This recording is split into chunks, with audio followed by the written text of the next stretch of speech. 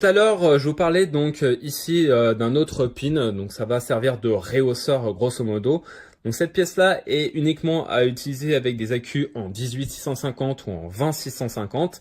Pour la fixer, il va falloir donc mettre la rainure vers le sens du bas et ça va être tout simplement les petites dents du Delrin qui vont venir maintenir cette pièce-là.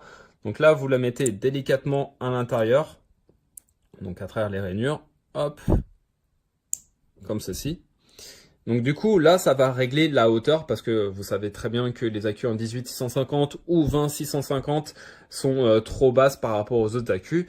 Donc lorsque vous utilisez les 18-650, il va falloir utiliser cet adaptateur-là plus donc le sleeve ici d'adaptation pour le diamètre de l'accu.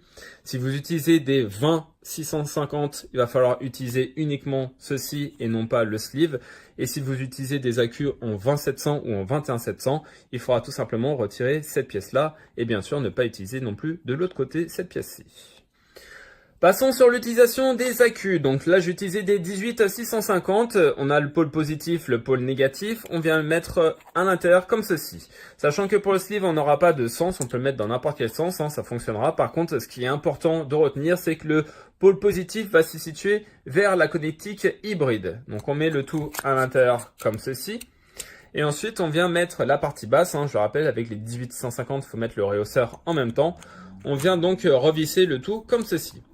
Vous allez entendre du bruit. On va maintenant venir visser ici le Leto RTA qui est en 24 mm. Donc ça vous montrera à peu près ce qui reste au niveau de l'espace. Comme j'ai dit tout à l'heure, on pourra mettre jusqu'à du 25 mm sans que ça vienne à dépasser de la bordure, sachant qu'on est sur une bordure qui est légèrement chanfreinée ici. Donc voilà ce que ça donne.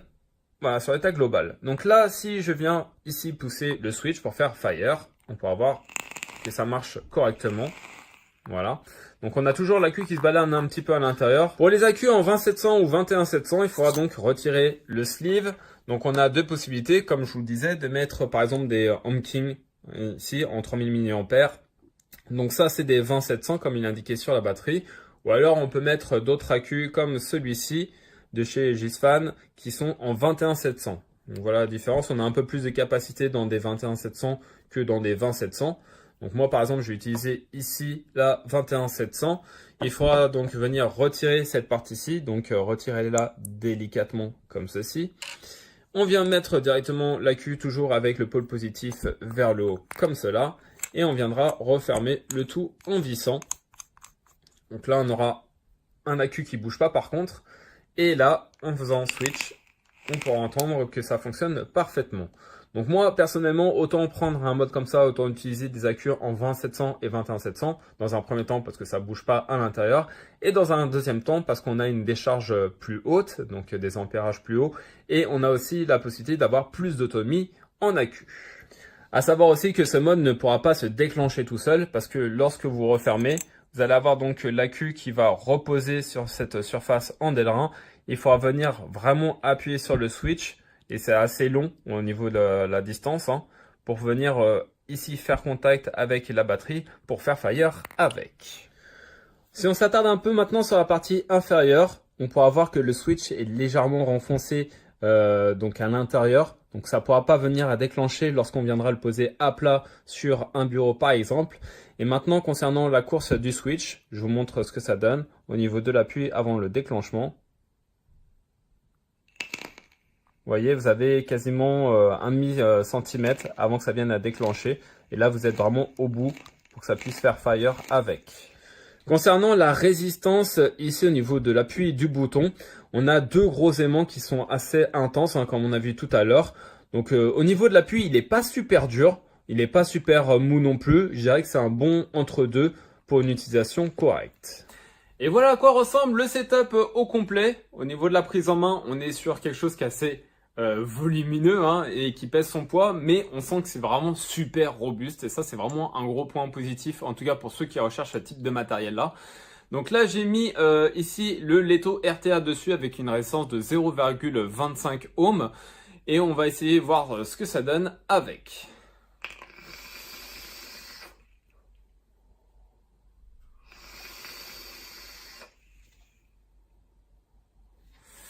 Donc, qu'est-ce qu'on peut constater? Déjà, au niveau donc de la mise à feu, donc du fire, à peine on appuie dessus, ça part. Donc on a une excellente conductivité avec ce mode mécanique. Moi, ce que j'ai apprécié, c'est au niveau donc du switch, voilà, il reste assez agréable au niveau de son appui. Donc on peut remarquer que moi je le prends plus sur la partie basse parce qu'on est sur un mode qui est assez haut. Donc je le prends comme ceci pour avoir justement l'index qui vient à pousser vers l'intérieur, donc un peu crocheté, on va dire au niveau de la position.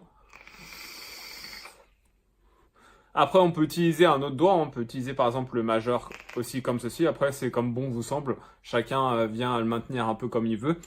En tout cas, il fonctionne pas mal et j'ai trouvé que c'était plutôt un beau setup avec le Leto. Bien évidemment, vous pouvez mettre des drippers, des atomiseurs reconstructibles, voire même des cléromiseurs avec des résistances assez basses.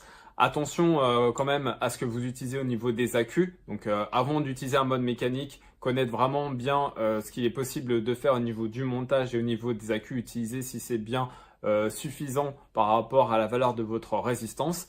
Comme n'importe quel mode mécanique, c'est plutôt dirigé vers des personnes qui s'y connaissent bien dans le monde de la cigarette électronique, de l'électronique, de la loi d'Ohm, etc. que des amateurs qui aiment juste le côté esthétique de la pièce. On va passer maintenant au point positif et au point négatif de ce mode.